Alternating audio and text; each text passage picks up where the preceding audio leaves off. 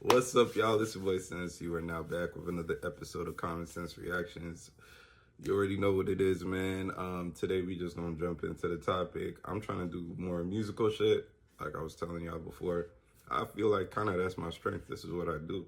Like, you know what I mean? Like, this is everything I study, what I grew up in, what I love. Like, you know what I mean? So I'm gonna try and do some more of that. Stay away from the gang stuff, cause that ain't got nothing to do with a sidewalk nigga. You know what I mean? All my real sidewalk niggas drop that walkers in the chat. You know what I mean?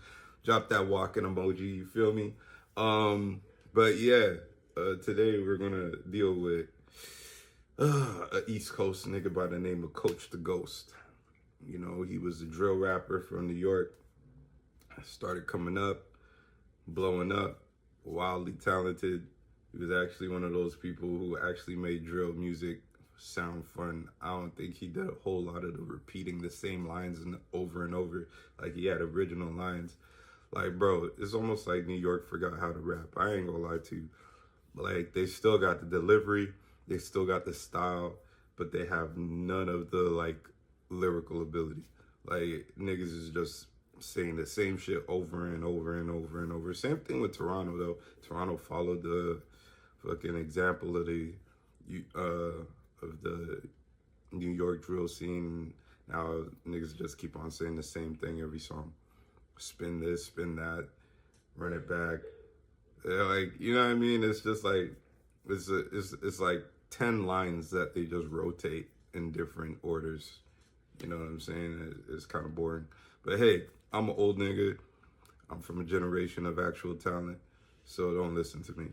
But here we go. We gonna get this one popping and see what goes down. Coach the Ghost is a rapper from Brownsville, Brooklyn, who's been making waves in New York's drill scene. He was recently arrested and charged with murder, attempted murder, and assault in connection with the death of a 17-year-old Brooklyn resident earlier this year. Let's take a closer look at what went down.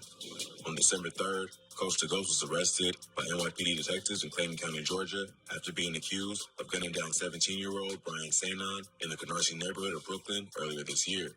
On March 13th, Brian left his home to go for a walk with friends.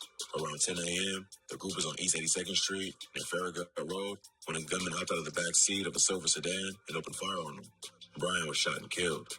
A 20-year-old victim was also shot in the face, and a 19-year-old was grazed in both legs, but both are expected to recover.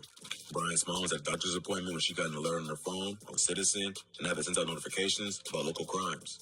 The alert said that a teenager had been shot and killed in the area. When she got back to the neighborhood, she found her son still laid out on the pavement. Police quickly connected Coach the Ghost to the shooting, but they weren't able to track him down immediately because he already left the state. They eventually caught up to him in Clayton County, Georgia, an area outside of Atlanta, and brought him back to New York to face charges of murder, attempted murder, and assault.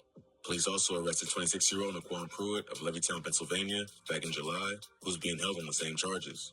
It's not really clear why Brian Sanon and his friends were targeted, or if Coach is accused of being the shooter or the driver, but the police believe the attack may have been gang-related.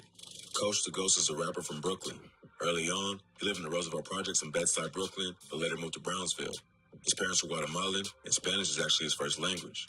He was in the streets at an early age, jumping off the porch around 12 years old. He's a member of the Gangsta Disciples and was an original member of the Hood Stars, the group that's now known as the Chos. When he was 16, Coach got arrested for attempted murder and also got caught up in a major gang indictment that put him behind bars for 5 years. In 2012, the NYPD launched a huge gang investigation called Operation Tidal Wave. So, bro did not know how to chill. Hey, man, look, I could appreciate somebody really being about what they rap about, but it's like at a certain, in the beginning, you know what I mean? When you don't know if you got it like that, you're just trying to have fun and stuff. I could appreciate a man still being, you know, about what he talking about. But once you start realizing that this could take you somewhere, everybody in your hood should be gathering around to ensure that you do no more spinning. Zero spinning. Like, there should never be a time where you ever have to spin unless you're dancing. You know what I mean? Like, that should be the only time you gotta spin. At that point, like, they should forcibly keep you out the streets. Oh, where you going, bro? No, not on this one. Not on this one. Yo, y'all go handle that. ASAP. Because if y'all don't handle that, this man is gonna jump in a car. He's finna drive over there. He's finna light that bitch up, bro. Y'all get in the car right now. Hey, chill. Get in the car right now. Go handle this, please. Like, you know what I mean? It's like, it should be some level of I don't know, bro. People are so self-destructive to the point where they will allow their avenue of escape to be destroyed. But there was some other internal politics going on with the GDs. Like, they had beef with each other. I think him and 22 G's have fallen out. There was a lot of stuff going on. So it's like, that's the thing too about gangs. It's just like gangs, you be in a part of a gang and y'all be in the same neighborhood, and then y'all be beefing with these niggas over here, but then you got beef with this set. Like, you guys are the same gang, but y'all sets don't get along. And it's just like, I don't even get the point of it at a certain point. It's just like, it makes zero sense. Shout out Hip Hop Daily, though. I just subscribed. I'll be doing more reactions to your content because y'all put it together nice. The investigation targeted two gangs, the Hood Stars and the Wave Gang, who have been terrorizing the streets of Brooklyn with multiple shootouts that left at least 3 people dead. The Hood Stars and the Wave Gang were later reformers to Wu and Metro, who still beef to this day. 25 accused members of the Wave Gang and 18 members of the Hood Stars were arrested in the indictment. Their ages ranged from 15 to 21, and according to police, they bragged about their crimes on social media. The police were monitoring their activities for over a year, stacking evidence to make their case. During the arrest, they confiscated a total of 35 guns. The men arrested were charged with crimes that included murder, assault, reckless endangerment, robbery, and weapons possession. Even though he was just a teenager, police named Coach the Ghost as one of the primary leaders of the Hood Stars. He was also accused of shooting an op in the arm at the Marcus Garvey housing projects in Brownsville. The Hood Stars were also beefing with a gang called the Brownsville Fly Guys, who had ties to the Wave Gang. They used to be allied, but allegations of snitching turned them against each other. Around 2:30 a.m. on June 27, 2010, Coach allegedly got into an argument with a Fly Guys member named Taquan Span. During that argument, he pulled out a gun and shot Taquan in the arm. The incident set off a wave of violence between the two gangs. The next day, Taquan's best friend, another member of the Fly Guys, named Isaiah Taylor, was killed while riding his bike down Straw Street. He was shot a total of 3 times and eventually passed away. Less than 24 hours after that, a 16-year-old member of the Hood Stars named Hakeem Gravenheist was shot and killed in front of his home on Union Street. Hakeem was supposedly one of the leaders of the Hood Stars. Them niggas was getting busy. Yeesh. Nah, they was not playing no games. They said if it's up, it's up. Back to back to back to back. That's like 3 bodies in like 48, 72 hours, something like that. Jeez. Yup. The GD spin, bro. At least the ones in New York. At the time of his death, he was awaiting trial for the murder of a 9-year-old innocent bystander named Marnell Gurley. At that point, Coach posted bail and was looking for revenge for Hakeem's death. But before he could make a move, he was arrested on November 5th for gun possession. He was released with no bail, but was arrested not long after in Operation Tidal Wave and faced charges of attempted murder. He eventually accepted a plea deal and pled guilty to criminal possession of a weapon and assault. He was sentenced to 5 years in prison at just 17 years old. During his time behind bars, he went to multiple state prisons. He also spent around 2 years in solitary confinement, which is where he started learning how to rap and realized he wanted to pursue music after getting out of prison. He got out in 2017 and was sentenced to 5 years of probation. After Coach was released from prison, he went straight to the booth and started recording music. At that point, the Brooklyn drill scene was just beginning, and the Tros were building their own lane in the rap scene. So, he linked with other GD rappers like Nas Blicky and MV Kane, who helped him develop his own sound. But at the same time, the Wolves was also gaining traction in the music industry, which created competition over who would take over the rap game. Being one of the OG leaders of the Hood Stars, Coach the Ghost started beefing with some of the top rappers associated with the Wu, including Fabio Foreign and the late Pop Smoke. In September 2018, Fabio Foreign dropped the track TT featuring Drizzy Giuliano, where he raps, "Put it on when I'm approaching them. I want to know who's coaching them." At the beginning of the video, it also reads, "GDK shit, aka TT," making it clear who the diss is aimed at. Coach then followed up with the track Wu K, where he responds with the bar, "Switch siders, adios. Riders, that's Fabio." Over the next few years, Coach and Fabio will continue sending shots back and forth. Then Coach and Envy Kane dropped Wu-K Parts 2 and 3 and continued to apply pressure to their ops. But throughout the late 2010s, the Wolves dominated the Brooklyn drill scene. Pop Smoke would take over in 2019 with Welcome to the Party and Dior. Yeah, we really forget like what these dudes had to make it through just to get to where they were at. Which is what makes it so sad that Pop died the way that he did. It almost would have been more of a relief if he had passed away in New York on some gang shit. Like, because it was just like, bro, you made it out of all of that. Like, you know what I mean? Y'all was trading. This is back and forth with like a known serial killer. Like, Coach, from my understanding, is a well-known serial killer. Like, bro, bro is like dedicated to the spinning. You feel me? And these guys are out there, beefing with these type of dudes and making songs, and then they outside and they performing here and performing there, and they made it through all of that. They escaped they escaped the gunfire and stuff like that. Pop ended up getting hit in LA, which so nonsensical. And But Fabio made it out. So like I hate when I see people hating on people or talking down on people. It's like, bro, these people went through whatever they had to go through in order to get where they were or where they're at. You know what I'm saying? Shouldn't be no hate, bro. Y'all should just appreciate seeing somebody succeed and make that inspire you, know that you could do it too. 5-year form will blow up not long after that with Big Drip. But Pop Smoke's tragic death in February 2020 will leave a major hole in the Brooklyn drill scene. Coach capitalized off the death of his op by dropping the song Hit List, which became his breakout hit. On the track, he drops the bar, I was searching and looking for Fabio. Around and got Addy on Guapo. Jay Guapo's another Wu rapper. So he's claiming he was out hunting for Fabio, but caught Jay instead. He continues rapping, and if you getting money, then why you condone the same shit that got Pop smoked? And I just find it funny, it's 2020. So stop rapping and sad that you're not, bro. This was the bar that really attracted the attention of rap fans. The line is more aimed at Fabio, but many saw it as a Pop Smoke diss. The coach is questioning why Fabio's still promoting gang culture when he's already gotten rich. But Pop had only died a few months before. So many thought Coach was dissing the dead for portraying an image that got him killed. But the controversy helped the song take off, and the video racked up millions of views. The Trap God himself, Gucci Mane, posted a clip from the video to his Instagram with the caption, "Anyone from New York, please help me contact this dude at Coach the Ghost. Tell him I want him to sign to hashtag the new 1017 today. He too hard." Not long after that, Coach was... Yo, look, if you sign a Gucci Man, it means you're on your way to prison or a grave. That's the only people it seems that Gucci Man is interested in signing. He's like, oh, this nigga.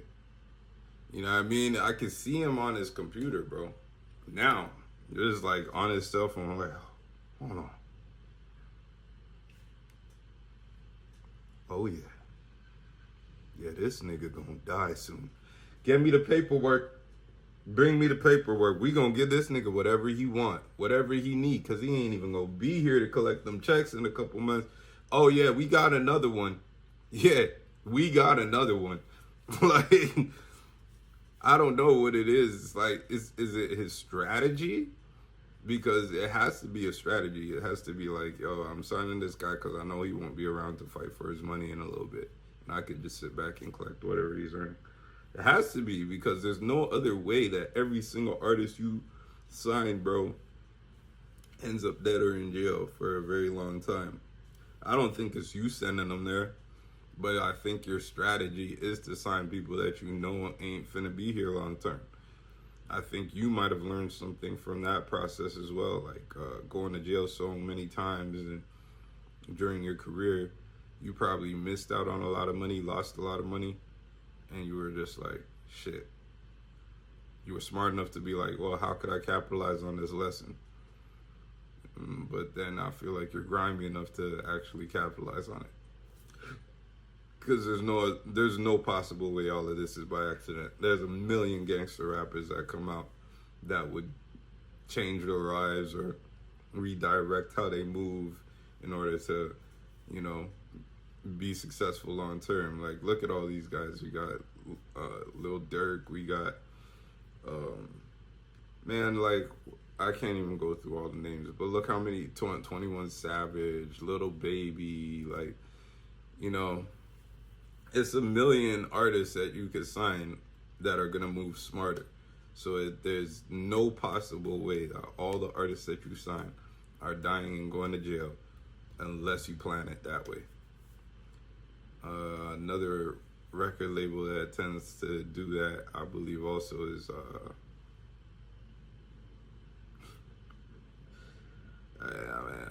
this ain't no diss, y'all. So if y'all take it as a diss, it is what it is, bro.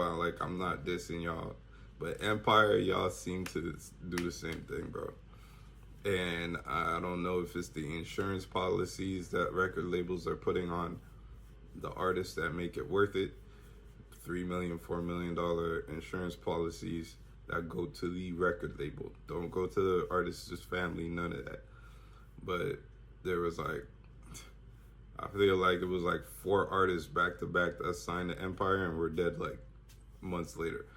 You know, it's I feel like it's a signing strategy. You know what I mean? Less to deal with once they're gone. Plus their numbers are gonna skyrocket. You're gonna make a lot of money. Spotted with a 1017 chain, and it's officially announced that he was signing a deal with Gucci. But just a few months later, it seemed like the deal fell through. Fans were quick to notice that Gucci and Coach were never featured on a song together. Plus, Coach was left off the So Icy Summer mixtape, which featured other new 1017 members like Pooh Shiesty and Fujiano. This led to rumors that Coach had been dropped from the label for dissing Pop Smoke. It's not clear exactly what happened behind the scenes, but Coach ended up signing a deal directly with Atlantic Records, the major label that 1017 is affiliated with. But Coach let it be known that it's still all love and that Gucci helped him get the deal with Atlantic. Coach continued to drop tracks and build his buzz, but internal beef with his own game led to more problems. In late 2020, Coach the Ghost went live to announce that Envy Kane, his former friend and collaborator, was no longer folk, aka part of the GDs. Envy Kane clapped back a few months later and told Coach to stop playing games and come link up if you really want to smoke. It's not clear exactly what caused the beef, but it might have started when Envy Kane was down in Georgia with some other GDs. There's a group of GDs in Atlanta who left Brooklyn to avoid gang politics. The GDs in Brooklyn are far outnumbered by the Bloods and Crips, and they tend to beef with everybody. So, some moved down south to avoid all the drama. Envy Kane allegedly went down in Georgia and was creating problems. So, Coach decided to separate himself because he felt like Envy was making the crew look bad. After that, Coach the Ghost lay low for a while. He only dropped a few singles after blowing up a hit list and hasn't done any tours or features with other artists. Now it looks like the reason's been revealed. He's been on the run for a murder charge for the past few months and probably didn't want to bring too much attention to himself. At this point, it's not clear what evidence police had to connect him to the crime. But if they willing to spend time and money to hunt him down in Georgia, they must have a pretty strong case. Coach the Ghost had a lot going for him and could have really blew up in the industry if he stayed focused. He had respect from the streets for being one of the original hood stars and did his time without snitching. Plus, he managed to sign a major record deal, but it seemed like he was too deep in the gang lifestyle and just couldn't separate himself from the streets after hitting it big. Maybe it's all a misunderstanding, and the police are just targeting him because of his reputation. But if he was somehow involved in the murder, based on his prior convictions, he's likely looking at doing a lot of time. And this was 2 years ago. Coach is still in jail. So either they've convicted him by now, which I believe must have happened because I think in America you have a right to a speedy trial. And yeah, so 2 years. If he's still not out, pretty sure they convicted him, or that whatever happened. But yeah, man. So advice to the gangs and the hood niggas out there from a sidewalk nigga perspective. Like I said, I can't give you advice from a person who identifies with your struggle and knows what you gotta go through and knows how you think and stuff like that. I could just give you the sidewalk nigga opinion, you know what I'm saying? So all my sidewalk ninjas, drop the walkers in the chat, you know what I mean? The walking emoji, let's get it. But take it for what it is, take it or leave it. If there's somebody in your hood who is talented, gifted, able to bring you out, protect that person. Keep them out the way. You know what I mean? And young guys, stop posting everything on Instagram, bro. Y'all just like trying to go to jail. I don't even understand it. I don't understand it. You know what I mean? We was not doing all that posting back in the day, bro. Everything was. You don't want to go to jail. What is up with the jail thing, bro? That shit crazy. Anyhow, you already know what it is. It's your boy Sense. Let's get it.